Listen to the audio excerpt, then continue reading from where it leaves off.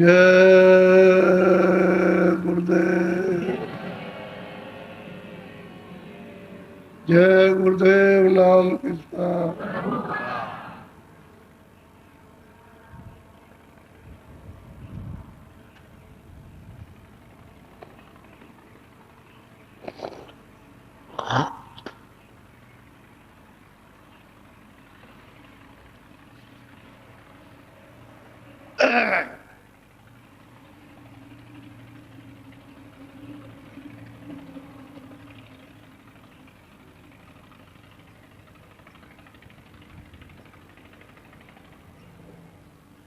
कल आपको उन महात्माओं का, महापुरुषों का बताया जिन्होंने अपने गुरु के द्वारा, गुरु की कृपा से उस मालिक को प्राप्त किया।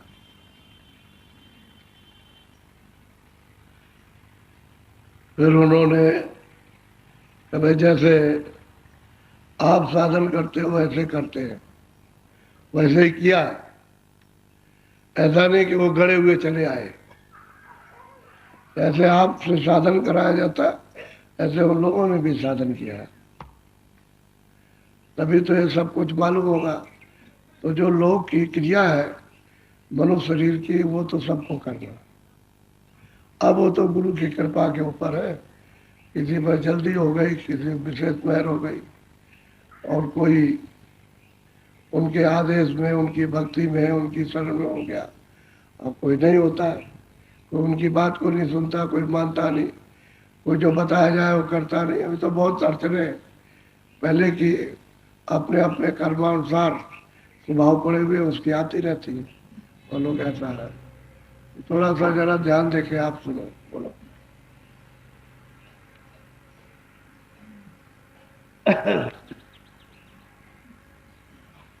संतन की गति कस कस गाऊं, अस कोई देखी पर नहीं ठाऊं। अब गोस्वामी महाराज कहते हैं भाई संतों की महिमा किस प्रकार से, किस विधि से गाई जाए, क्योंकि उनके गाने के लिए कोई चीज तो है नहीं है। इसलिए अगम अगोई, अगम है और कोई कह नहीं पाता, कह नहीं सकता। ऐसी उनकी महिमा संतों की। बोलो।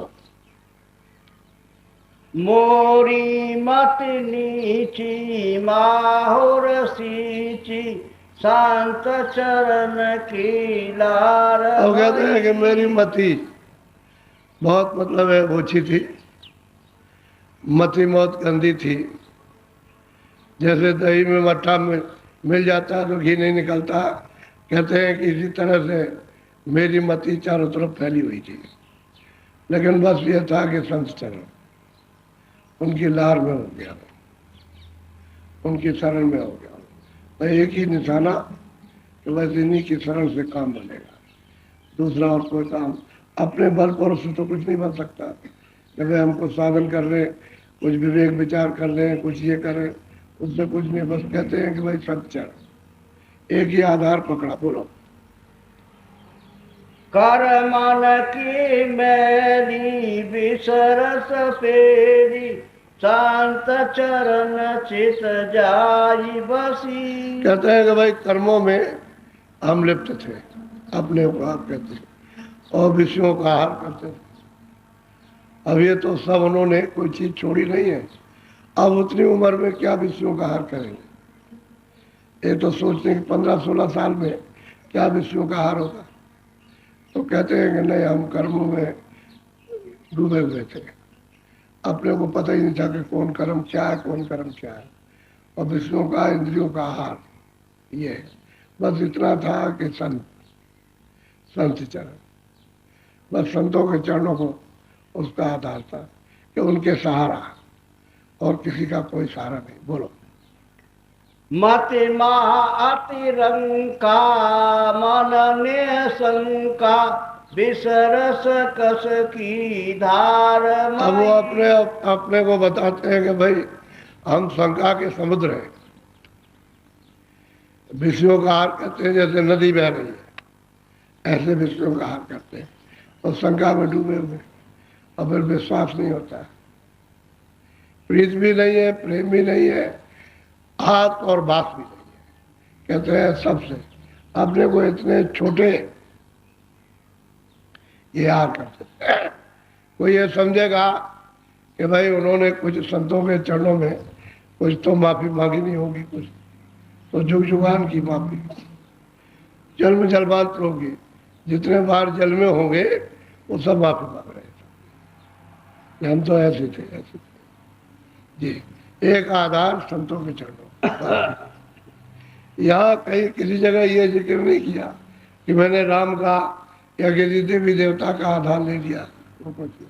संत चरण कहते हैं उनकी आगम अगोई, उनकी महिमा कोई देवी देवता कोई भी नहीं कर सकते, क्योंकि तो परे के जाने वाले, इस पार के हो तो महिमा भी हो, इस पार के हो तो बताया जाए, कोई जाने भी, लेकिन जब उस पार के उधर तो कोई जाता नहीं। बोलो कहाँ लग गोराऊं अंतन पाऊं, संत चरण की लार लई। कहते हैं कि भाई मैं कहाँ तक वर्णन करूं, कहाँ तक किसको समझाऊं, उसका कोई अंत नहीं है। संतों का कोई अंत नहीं है, वो तो बेअंत है, अपार है, बेअंत है, अकह, कोई कुछ उनके बारे में कह नहीं सकता। अब कोई अगर वेशभूषा बना के कह लगे मैं संत हूँ, तो इसको तो संत नहीं कहते। संत कोई जात पात या किसी का मकान का आदमी का नाम तो संत नहीं। संत तो उसको कहते हैं जिसने मालिक को प्राप्त किया, उसका नाम संत है, तो उसको कोई जान नहीं सकता। तो वो कहते हैं कि मैं ही नहीं जान सकता हूँ। उन्होंने कहा, बहुत लोग कहते हैं मैं संत को जाना, तो गोस्वामी जी कहते हैं तो उसी कहे कान पर हाथ दिया, मैं तो समझ नहीं पाया, मैं तो जानता नहीं उनको। और लोग कहते हैं कि मैं जान गया। यानी सब कुछ जानने के बाद में कहते हैं हम नहीं जान सकते। बोलो दर्शन पाए कर्म नसाए, पाप पुण्य सब छार भई। कहते हैं भाई संतों का दर्शन हुआ, गुरु ने दर्शन दिया, कहते हैं कर्म नसाए, पाप सब क्षीण हो गए। ये बात तो सत्य है कि कर्म नाश हो, जो कर्म किया है क्रियामान हो तो नाश होना चाहिए, पापों को तो क्षीण होना चाहिए। प्रारब्ध न खत्म कीजिए, प्रारब्ध खत्म हो जाएगा तब तो शरीर नहीं रहेगा, क्योंकि जिस पर ये शरीर मिला हो तो प्रारब्ध है। क्रियामान कर्म वो है कि जब आपने मनुष्य पा लिया और करते हो वो क्रियामान। तो कहते हैं कि सब कर्म नसाए और पापों को सबको चीर कर दिया, तब जाकर के संतों के चरणों लीन होता है। अब वो अपना आधार सब कुछ बता रहे कि बगैर उनके मिले हुए पाप नाश नहीं हो सकते, कर्मों का विनाश नहीं हो सकता, और दूसरा कोई कर नहीं सकता। योगी कर नहीं सकते, योगी जति और तपी सन्यासी तो कुछ कर नहीं पाएंगे, संत ही करते हैं। तो जब तक ये कहते हैं कर्म नाश हो, पाप क्षीण नहीं हो गए, तब तक ये जीव जा नहीं सकता, बंधन में रहेगा, क्योंकि कर्मों का ही तो बंधन है, इसी से तो देही मिलती है। जब कोई कर्म नहीं है तो देही क्यों, किस आधार पर देही मिलेगी जब कर्म ही नहीं है। पाप और पुण्य अपने पास नहीं है तो वो कोई भी शरीर नहीं मिल सकता, तो वह सूरत यहाँ रह नहीं सकती, तो यहाँ से छुटकारा हो जाएगा उसको, क्योंकि पाप और पुण्य तो पृथ्वी का कर्म है, और पृथ्वी के कर्म किए नहीं तो वो तो यहाँ रहेगा नहीं। अब जब पाप पुण्य क्षीण हो गए, नाश हो गए, तब फिर मतलब यह है कि यहाँ नहीं रहेगा। और संतों ने कृपा कर दी, दया कर दी, उनके बगैर ये नहीं हो सकता। बोलो मोय निर्मल कीना दया निधि चीना, ऐसे सिंध दरियाव मई। कहते हैं कि भाई मेरे ऊपर में उन्होंने कृपा दया, और कृपा के निधि है समुद्र है। कहते हैं मेरे ऐसे जीवों पर उन्होंने दया कर दी, कृपा कर दी, उन्होंने अपना लिया। और कहते हैं कि जैसे नदी को समुद्र में मिला देते हैं, उस तरह से उन्होंने समुद्र में सागर में मिला दिया, यानी पहुंचा दिया। जहां से आए थे वहां पहुंच गए। ये किसकी कृपा हुई? कहते गुरु की कृपा हुई। जो उन्होंने आज अंत प्राप्त किया वो सब गुरु की कृपा से किया। उन्हीं के गुणगान गा रहे हैं और कहते हैं कि मैं कह नहीं सकता कि मेरे पास कोई जवाब तो है नहीं, कोई कागज कलम तो है नहीं, इतनी उनकी अपार महिमा है। कहते कोई नहीं कह सकता। पूरे हो जाते हैं तब भी गुरु की महिमा का वर्णन नहीं हो सकता। तिन की रज पावन तुलसिया पावन मोह से अधम को धाम दई। अब कहते हैं कि भाई मैं तो इतना छोटा, इतना नीच और इतना अधम, और उन्होंने अपनी कृपा से चरणों में लगा दिया, और मैंने ऐसे छोटे जीव को और धाम दे दिया। ऐसी कृपा कर दी कि अपने निज धाम में पहुंचा दिया। अब अनामी पद में पहुंचा है। अब कोई ईश्वर पद तो है नहीं है, कोई ब्रह्म का भी पद नहीं है, कोई पारब्रह्म कहते हैं कि उस आराम पद पे, कहते हैं मुझ नीच को, छोटे को उन्होंने उस धाम में पहुंचाया। साफ साफ कह रहे हैं कैसी कृपा हो दया, वो तो कृपा की निधि है, सब खजाना है उनके पास में, और दया हो गई।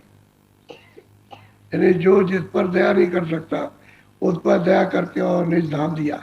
निज धाम में अपना धाम जहाँ के वो है वो दिया। बोलो।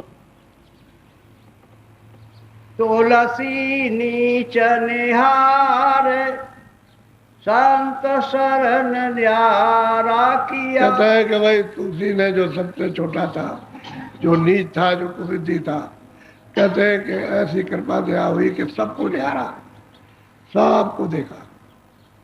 यहाँ भी देखा, स्वर्ग में कुंड भी देखा, ब्रह्म और पार ब्रह्म भी देखा, ब्रह्मांडों को भी देखा, और कहते हैं कि अपने निज धाम था उसको भी देखा। ऐसी कृपा, ऐसी दया हो। कहते हैं सार का सार स्थान होने दिया, घर दे दिया। जहाँ से जीव आए थे जिस सागर से, उसी में जाके ले, और कहते हैं मुझको दे दिया, पार कर दिया। सब चिल्ला रहे कि मुझको पार किया। मऊ पुण्य उतरो पार संत चरण रज दूर। अब कहते हैं संतों की चरणों की रज लेकर के मैं भी पार, मुझे भी उतार दिया, मैं भी उतर गया पार उतर गया। कहते हैं वार पार, इधर से उधर उतरा, उधर से इधर आया। और तब उन्होंने शरीर में बैठ करके जब पार उतर गए तो लिख रहे हैं कि उनके चरणों की रज में ऐसी दया कृपा जरा सी हो गई, पार उतार दिया। जरा इसी कृपा हो जाए, उतने में काम बनता है। तो हम लोग कृपा लेना जानते भी नहीं, बता भी नहीं, क्योंकि इस समय पर जीव बहुत मलिन हो गया। यानी कुछ पकड़ में नहीं आता। कुछ तो पकड़ ले, पहले तो कुछ पकड़ लेते थे, चलो एक ही आधा कि हम जो कुछ भी है सो है, लेकिन चरणों को नहीं छोड़ेंगे। वो अगर पकड़ लेगा तो काम बन जाएगा। तो कहते हैं संत चरण की रज, उसकी दया कृपा हो गई कि मुँह पर पार उतर गया, मैं भी उतर गया पार। तुलसी मन निर्मल भयो सूरत सार सुधार संत चरण कृपा भई उतरो भोजन पार। संतों की कृपा दया हो गई और मेरा मन मतलब है कि निर्मल हो गया, बुद्धि निर्मल हो गई, चित्त निर्मल हो गया, ऐसे सब निर्मल हो गया। कहते ऐसी कृपा दया हो गई, मैं भी पार कर गया भवसागर से पार। अब भवसागर जो है वो तो बहुत दूर तक है, यानी वापस जन्म और मरण उसको कहते हैं भवसागर। जहाँ टिकाव ना हो उसका नाम भवसागर। तो ईश्वर के धाम में भी टिकाव नहीं है, ब्रह्म के धाम में भी टिकाव नहीं। वहाँ कारण शरीर है, वहाँ सूक्ष्म शरीर है, स्वर्ग में कुंड में लिंग शरीर है, मृत्युलोक में स्थूल शरीर, कहीं भी टिकाव नहीं है। बस थोड़ा थोड़ा ज्यादा है। यहाँ मान लो 100 बरस, तो कहीं पर 500 बरस, कहीं 1000 बरस, कहीं 2000 बरस। उसके बाद खत्म करो तो फिर उसके बाद फिर आ जाओ, यहाँ गिरो और गिर करके फिर कर्मों में फंस जाओ।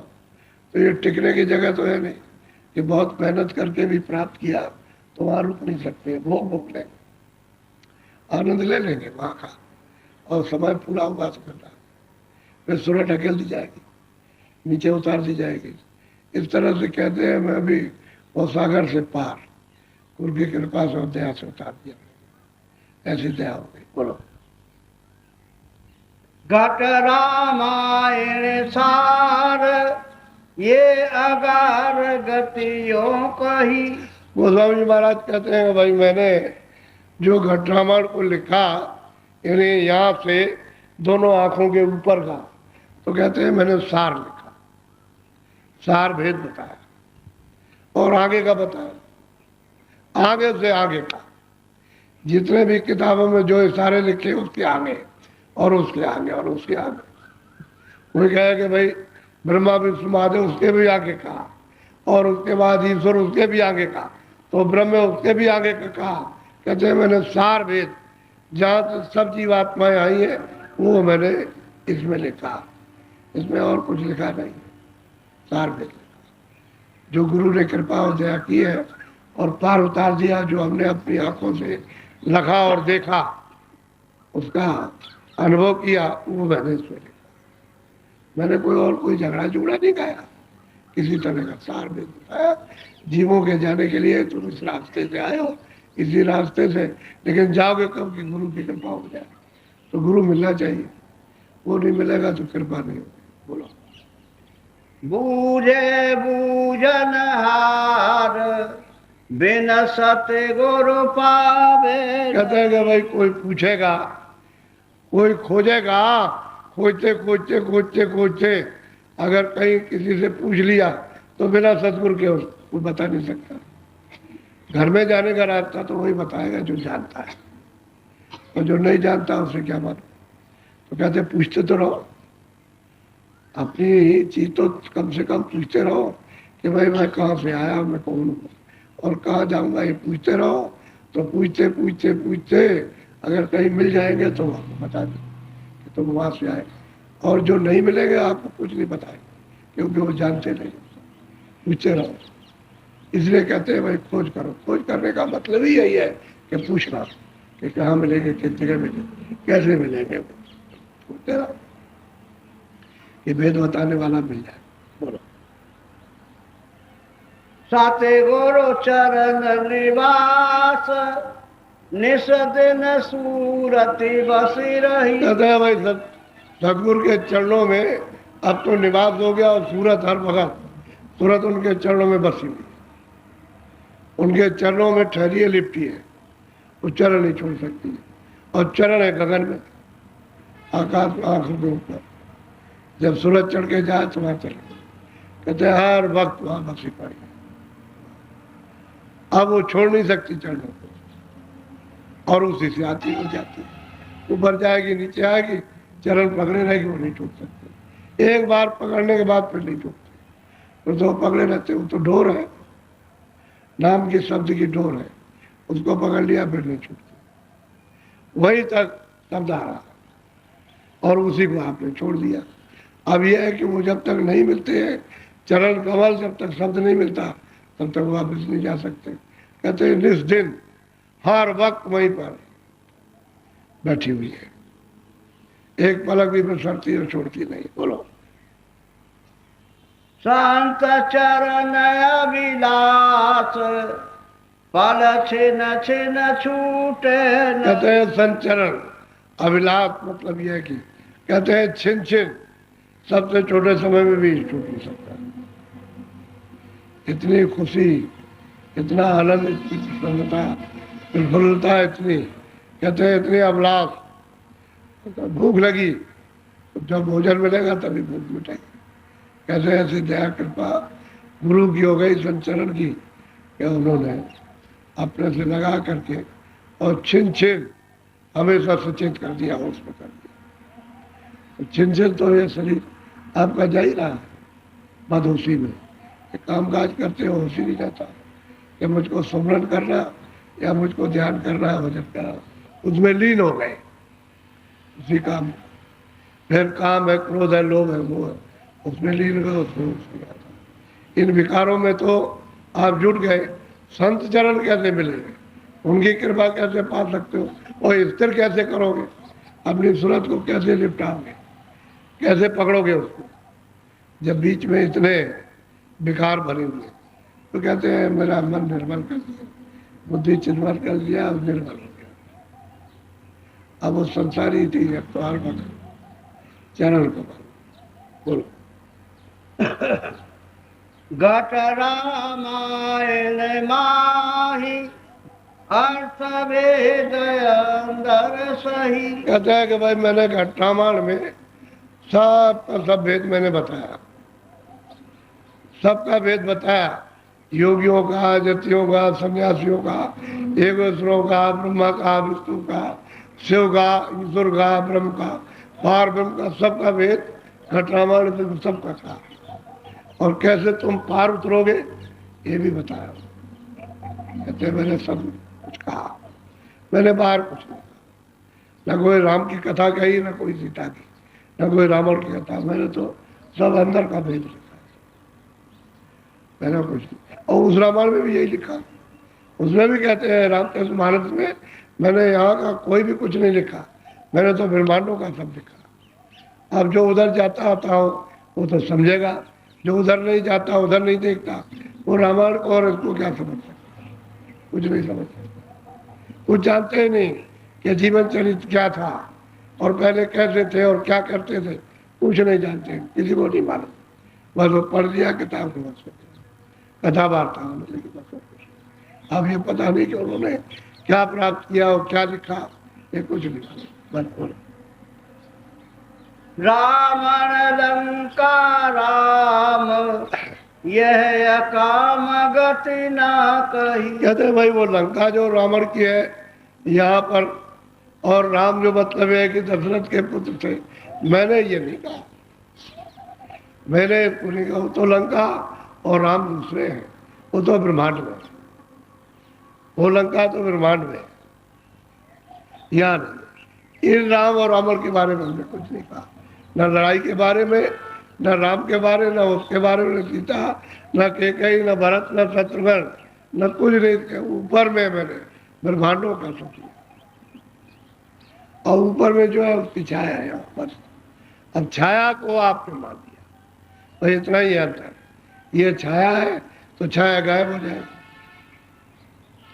छाया तो सत्य नहीं है, छाया तो छाया। जैसे पेड़ खड़ा है उसकी छाया, आदमी खड़ा उसकी छाया, तो छाया को पकड़ोगे तो आपके पकड़ने में क्या मिलेगा। जिसमें से छाया आ रही है उसको पकड़ो तब तो ठीक भी है, तो उसका तो पता भी नहीं कि उसके पास कैसे जाएंगे। तो मैंने ब्रह्मांडों का सब लेख लिखा, सब समाचार ब्रह्मांडों का। बोलो। दशरथ सीता माई। कहते हैं दशरथ और सीता नहीं, इनके बारे में नहीं कहा। जो लोग सोच रहे कि दशरथ के बारे में, सीता के बारे में कुछ कहा होगा, कहते नहीं, इनके बारे में नहीं। भरत शत्रुघ्न ना कहो। कहते हैं भरत और शत्रुघ्न के लिए भी नहीं कहा। अब वहां मतलब है, नाम तो अंदर के हैं,